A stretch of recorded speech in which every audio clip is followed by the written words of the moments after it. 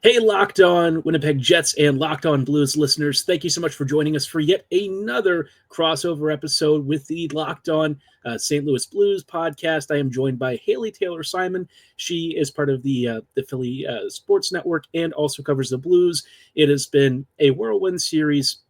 Haley, obviously, in the famous words of Mark Scheifele, he didn't say this, but he does not swear. What in the flippin' heck is going on in this series? This has been, in my mind, just a back and forth emotional seesaw. How are you feeling, and how are the Blues feeling? I'm personally feeling good right now that the Blues were able to win 2 at home.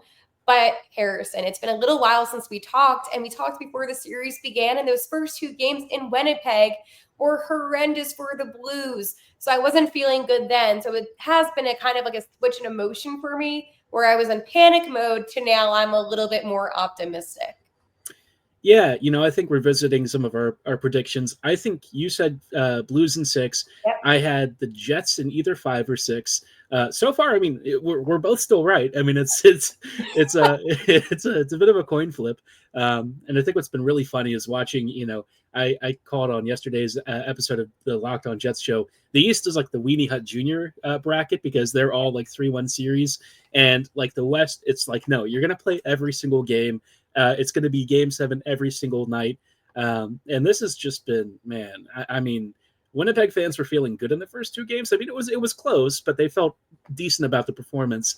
But now, man, I'm kind of like starting to doomer again. We've sort of seen this Jets team do this a lot. But from the Blues perspective, with all of the stuff that's happened, is there a lot of confidence, coursing through that room? I'd have to imagine that the guys feel great about it. And sort of what's the mood for how the players are looking at the rest of the series? They are so focused. It's really interesting because Coach Montgomery said after the Blues lost the first 2 games to Winnipeg that this team needs to find a winning streak in the playoffs. And evidently, the Blues won their next 2, and a streak doesn't begin until 3. So that is why this game 5 is really important. But I mean, you look at Jordan Binnington and you see how locked in and focused he is. I think some of the other guys kind of show their excitement a little bit more, but he is the staple to this team. And Winnipeg isn't afraid to take shots on goal, and I feel like that's one of their biggest strengths. Actually, is that when they're in the offensive zone, from what I've observed, they've been able to be really aggressive and dominant.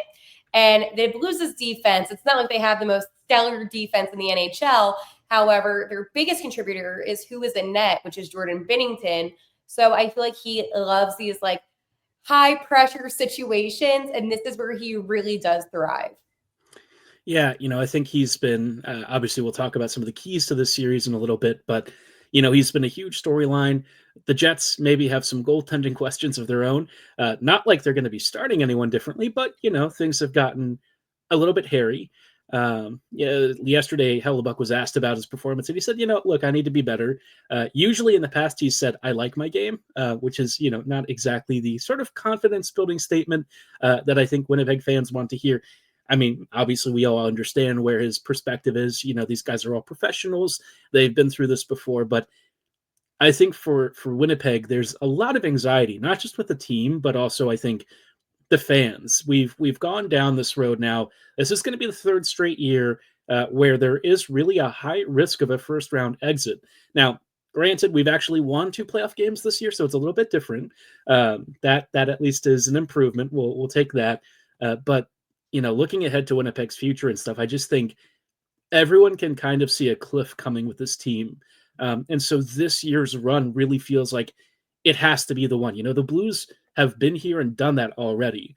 The Jets, to me, really haven't proven that they're really a playoff squad in that sense yet.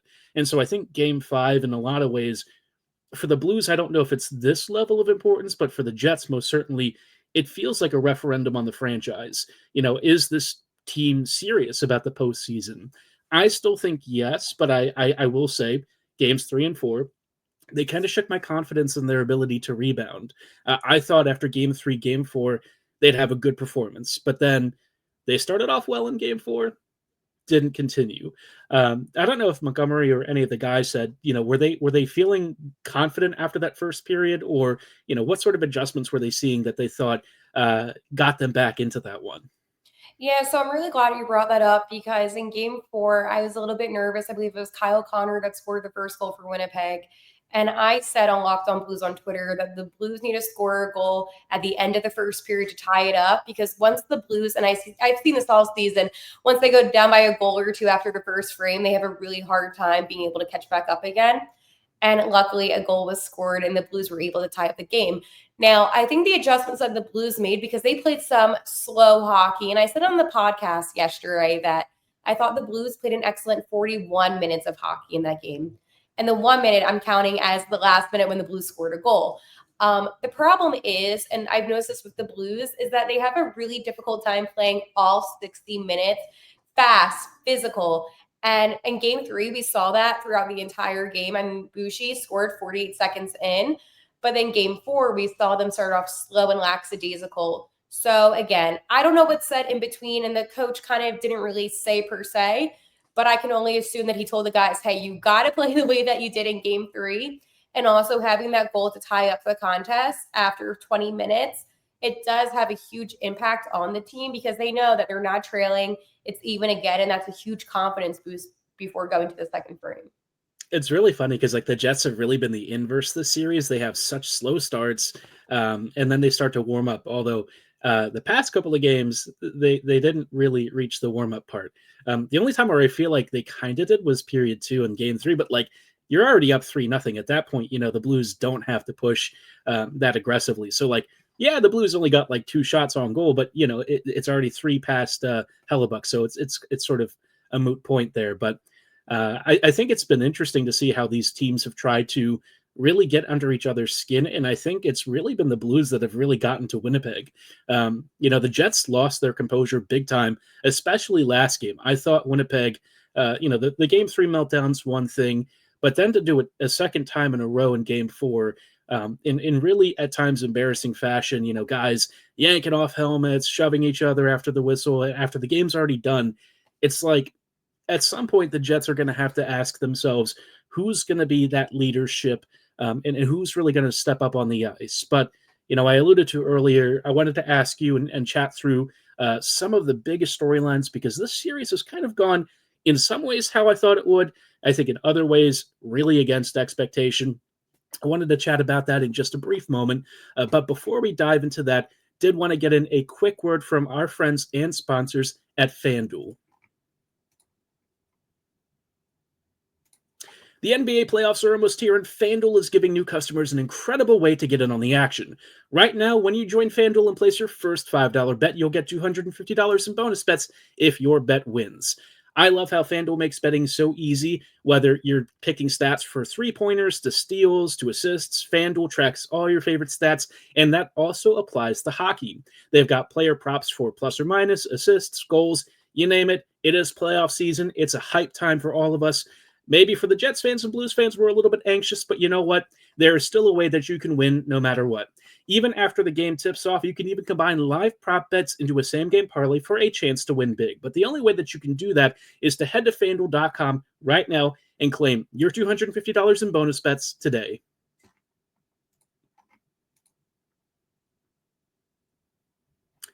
Hey, friends, and welcome back to this episode, this special crossover episode with the Locked On Blues podcast. We are joined by Haley Taylor Simon from the Locked On Blues show. We've been chatting back and forth about some of the early results from the series. We're now a little bit past the midway point. Game 5 is coming right up. And Haley, you know, there's been some really big storylines.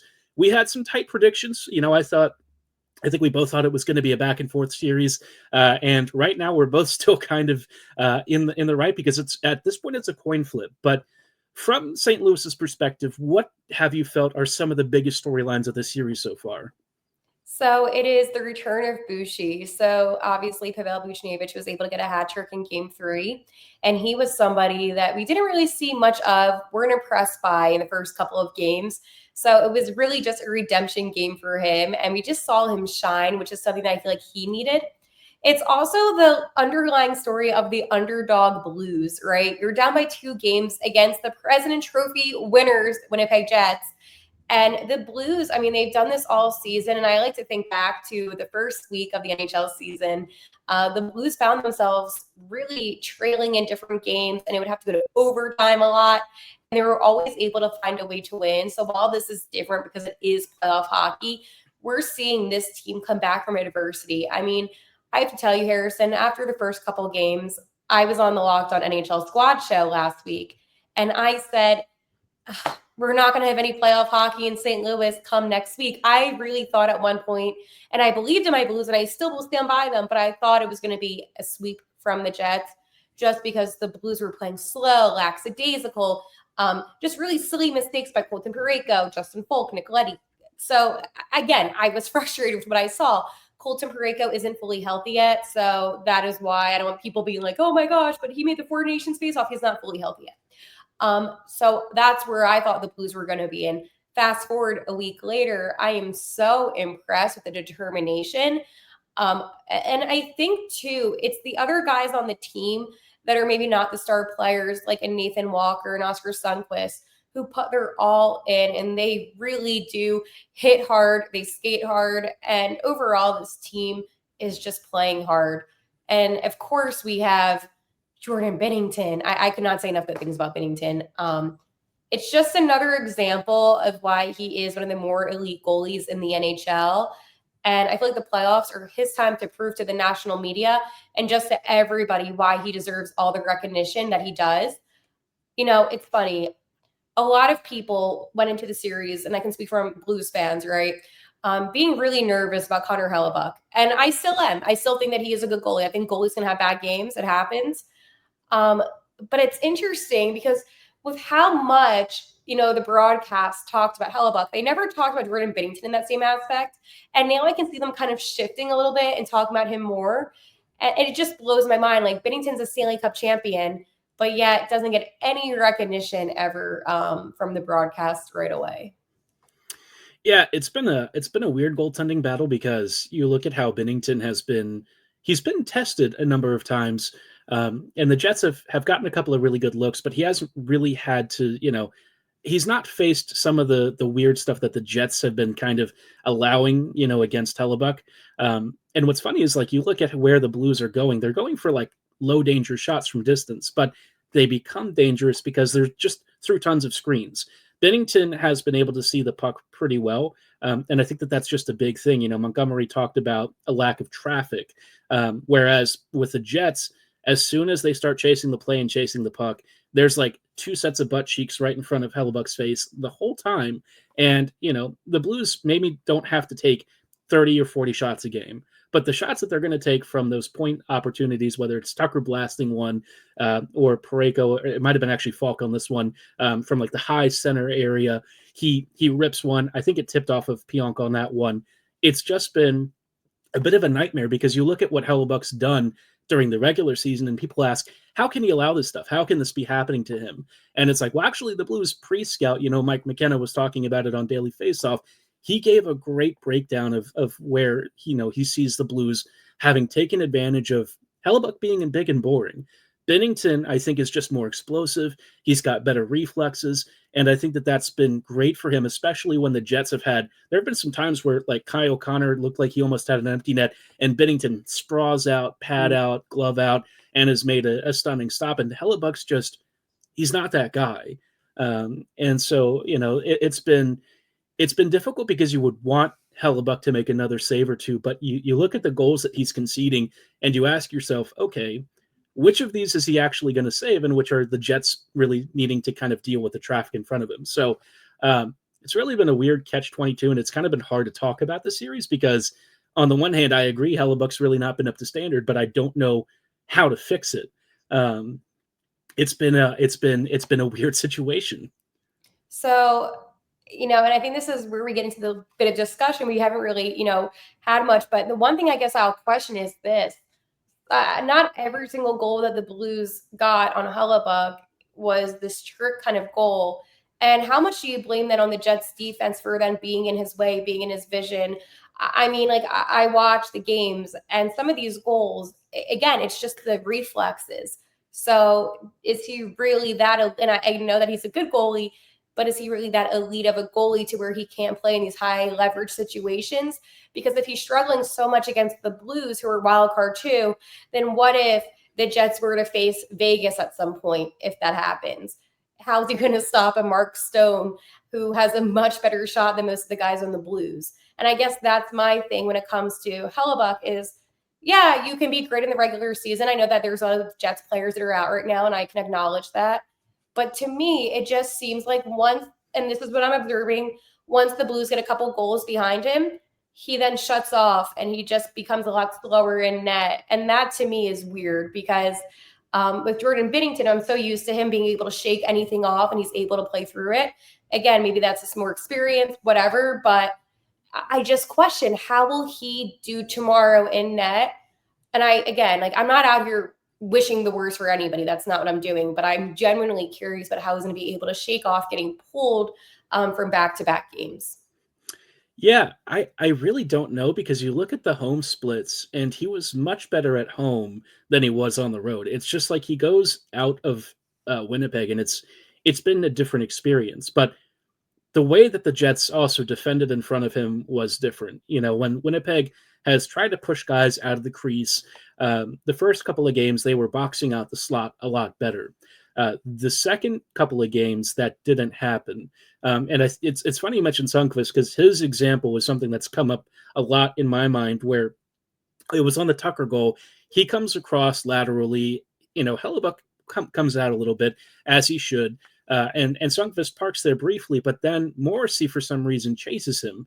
And when he does, Tucker, I don't know if Tucker recognized it or if it was a set play or not, but he gets the pass. He immediately moves towards that right space, and everyone shifts over, including Morrissey. So already you've got two bodies.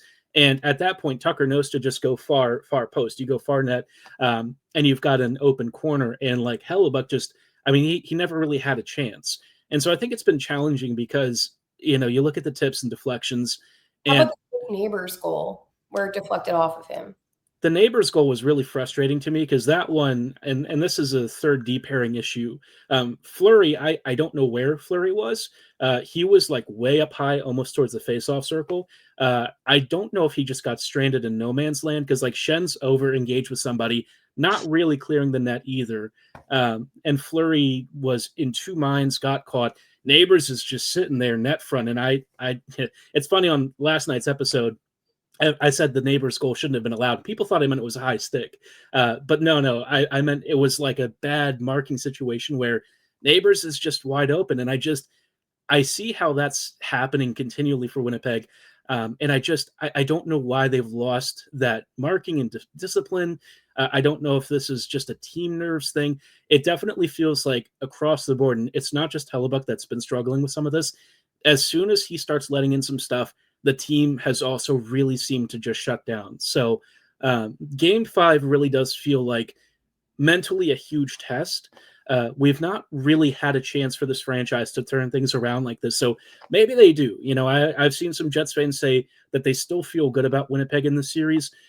I'm kind of at the point where I'm like 55-45 Jets win just because Winnipeg's got home ice, and that seems to be really the deciding factor in all of these series. But I just don't know. It's weird because the stuff that the Blues are doing are the same things that Vegas and Colorado did in previous runs, and it is extremely effective. And yet the Jets, they just have never really seemed to fix and adjust to it. So I don't know if that's going to be the thing that changes it, but it does kind of feel like in a lot of ways we're seeing Winnipeg repeating history, and the Blues may not have some of the firepower or some of the depth as some of these truly like crazy elite teams.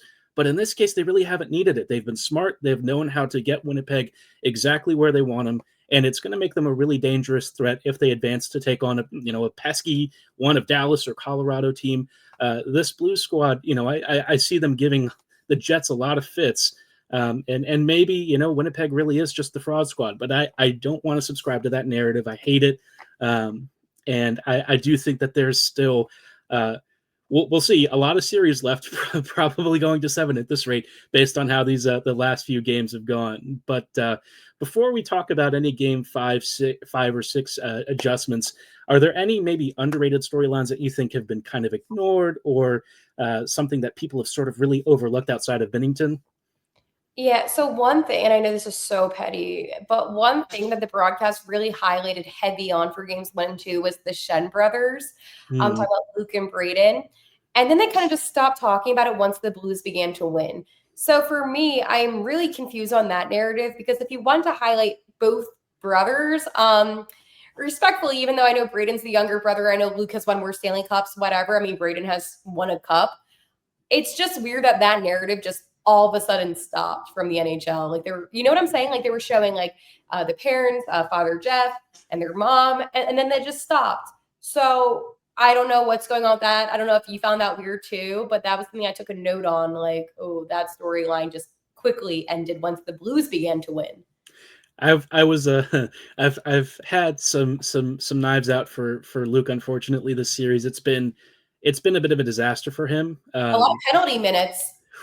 Yeah, this is what happened when I originally saw the trade. I was like, the Jets are going to get slower, and that's going to be a problem in the postseason. Luke's a nice guy. He fights hard. He's a gritty physical defender. But if you have him with a guy who also can't move the puck, it's going to be a nightmare scenario. And this series has really been, Braden's not really had the loudest series either, but he had a big goal the other day. And at worst, right, he's had a quietly decent performance. Whereas when I see Luke, I'm like, oh, I notice him, and not for the right reasons. So I guess maybe the battle has already been won, and that's why they're not talking about it. Yeah. Uh, But it was funny though, because I remember game 1, like that's all they would talk about. I even put out a tweet. I'm like, are Luke and Braden siblings? And so many people replied and were like, yeah. And I'm like, obviously I know that, but it just was a little too much. Now, another thing, Harrison, and I think that the my subscribers of Locked On Blues would like to know. I said from the beginning, and I've said this actually all season, even during the regular season, that Kyle Connor scares me. I feel like he is the best player on the Jets, and I will stand by that. He got a goal, obviously, in the last game, the only goal for the Jets. Do you feel like he is enough to get the Jets maybe a couple goals in the next game, or do you need other players to step up? And if you need other players to step up, is there a particular player that you have in mind that you feel like hasn't really stepped up enough that did during the regular season? this will probably feed a little bit into the 5 and 6 adjustments, so I'll save some of it. But the long and short of it is KFC and Shifley really haven't been enough alone. This team has really been exposed for having a lack of goal scoring past the top line, and if the top line, suddenly ghosts, which after the first period last game, you notice them not really back checking, not really marking. There were like 3 or 4 goals where you're like, brothers, you gotta fight for it. And so it's difficult, right? They're dealing with some injuries. They're about to get Velarde back for Game 5, which is going to have a huge impact. But then I saw the line rushes, and I'm like, oh, so they're going back to the original lineup. And I just, for me, this is where I start to get a little bit of frustration. As much as I love Kyle, and I think he's a great player, and these guys are top performers, there's been a lot said about them over the years where in the postseason, it's just not been enough. And I worry that that's going to happen again. Um, the bottom and middle six have not been able to contribute offensively, especially like lines 2 and 3. For me, I need Lowry to be Lowry. He's really not been that guy. And partly, he hasn't really been matched against the Thomas line enough. But just generally speaking, he's wearing the captaincy. And I really haven't felt like he's been able to step up in the series in that way. So, I don't like to be overly critical, but I think this is one of those series where because the stakes are so high for this Jets team and because so much of their future is riding on this playoff run, this is where you just can't afford mistakes. It's a high pressure environment. It's a pressure cooker. It feels like it's going to explode. And I wonder if the moment is maybe getting to be a little bit too big for the Jets. But it is what it is. They're just going to have to play the games. We'll chat about some of those more specific adjustments that I'm kind of hoping for in the next couple of games in just a brief moment. We'll cover maybe some of those depth scoring issues, maybe what the Blues are going to try to do, especially now that they're back on what has been really hostile territory in Winnipeg, and hopefully maybe update one of our predictions at least. Hopefully not mine, because I'm hoping that the Jets still win. Oh, but yeah. but but we will chat about that in just a brief sec.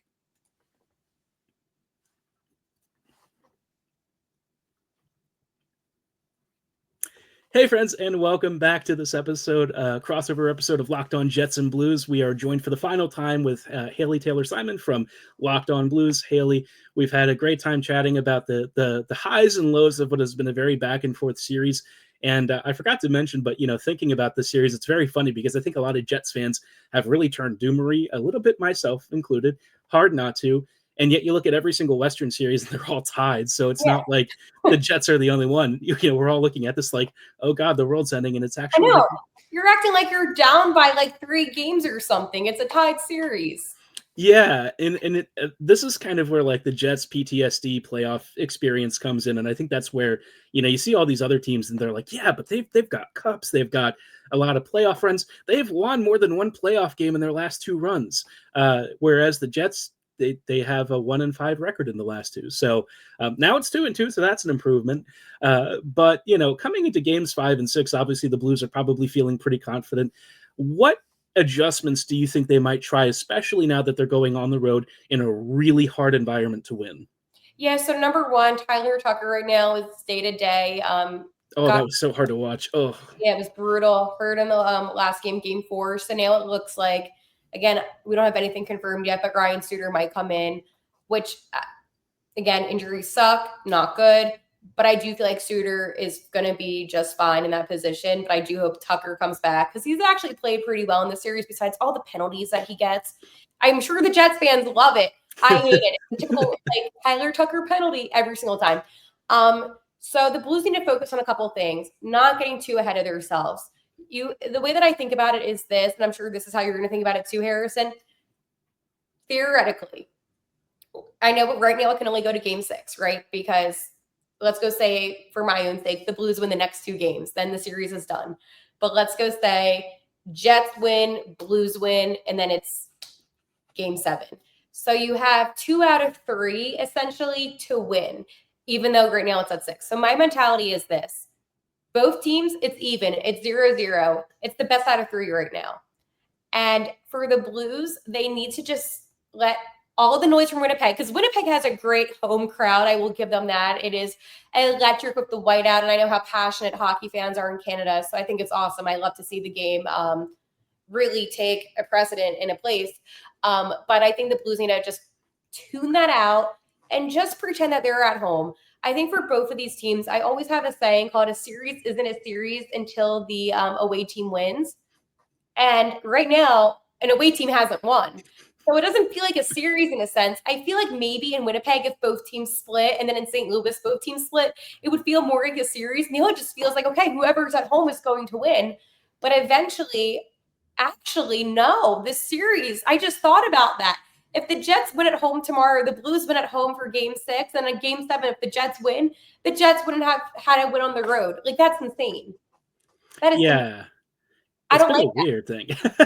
weird thing to think about. Like, that's unbelievable. But again, the Jets are the 1 seed for a reason, and they have that Mhm. advantage of having that extra game and starting off at home. So I give them credit. They played a phenomenal regular season, but right now it's playoff hockey. So kind of going back on track again. Wow, that just kind of hit me that the Jets could really do that. Would make me so annoying. It is playing good man-to-man coverage. I love when the Blues do their dump and chase, how aggressive they are when getting the puck. And again, that's where guys like Sundqvist come out and really shine and accelerate.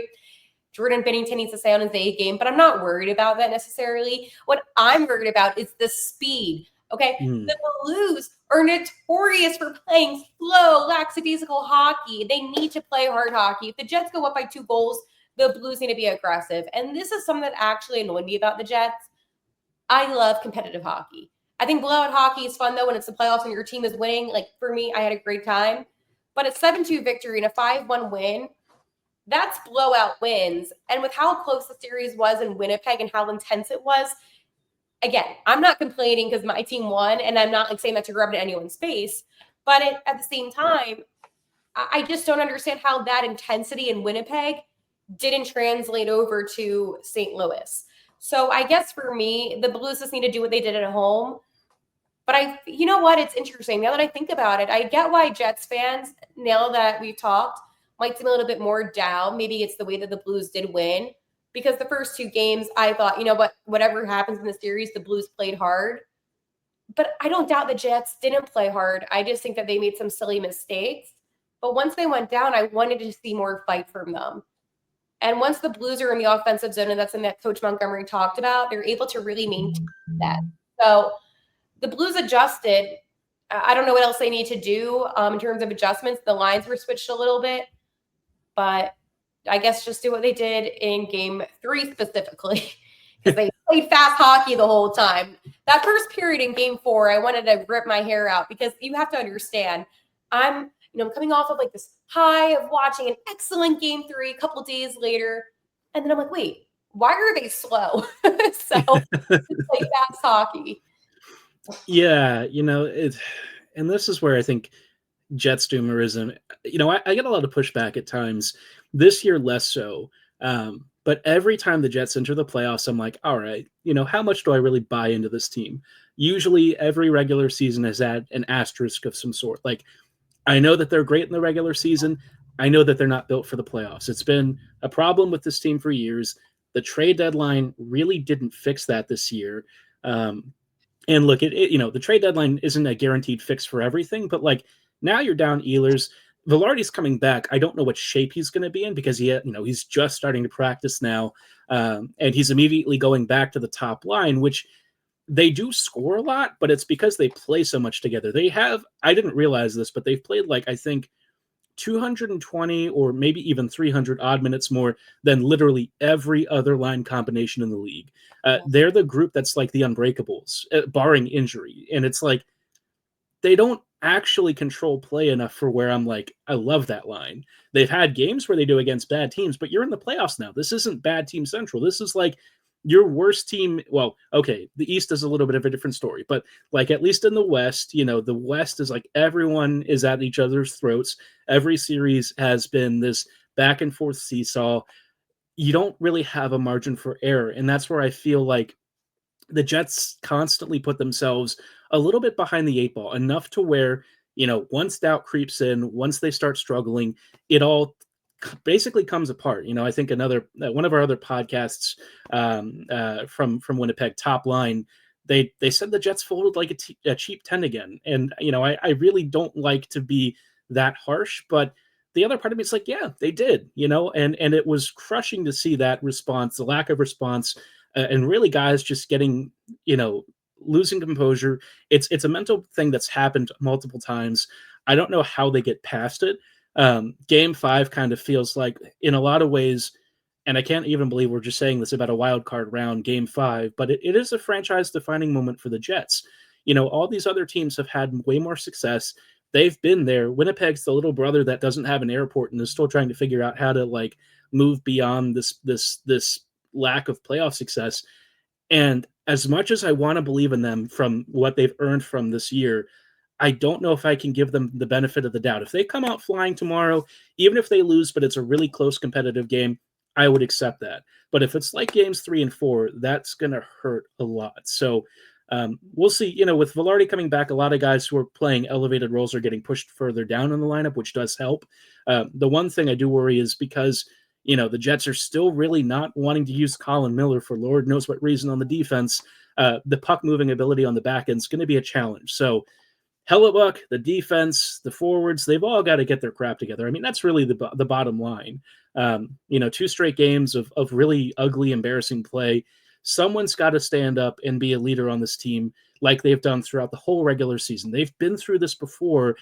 It's magnified in the playoffs. I know that they can do it. And I think that's where, for a lot of us Jets fans, there's been a ton of frustration. So will they do it? I don't know. And I don't even want to talk about Game 6 because based on how Games 3 and 4 went, let's just assume Game 7 might be a real possibility. But kind of on that note, do you still feel the Blues come out of this one, or are you kind of like a little 50-50 on who you think ends up winning this? Blues in 6. I'm going to stick by it. I can't change it up. It's funny because a couple of people, I did an episode prior to games 3 and 4, and I said, I think the Blues are going to win these next 2 at home. And a lot of my comment section was like, you're delusional, you're crazy. And then people went back on the video and said, oh, you were right. I think you should stick with what you're saying. I'm superstitious. I can change it up. I'm gonna have to say Blues in 6. I'm biased, but I have to stick with it. I'm making one small update. I think it's going to be Jets in 7. Don't say 7. I know. I think it's going to happen that way. And this is the funniest thing is like you know it's all home games for the Jets. This is sort of the margin of this is really the only margin of error that they've had that they've built for themselves because everywhere else they've really cut corners. So it sucks. It's a little silly, but this is why you have to get that home seating and why that one ranking was so important. But man, game 5, it's coming up. We'll probably have some sort of a series recap at the end of this. When you say really fast, when you say Jets in 7, who do you think's going to win? You think it's going to be Jets winning game 5 and then Blues winning game 6? And then yeah. Wow, if that happens, listen, I have to do my research on the last time a team won all of their home games. I'm going to do some research on that because I can't even think of a team that did that.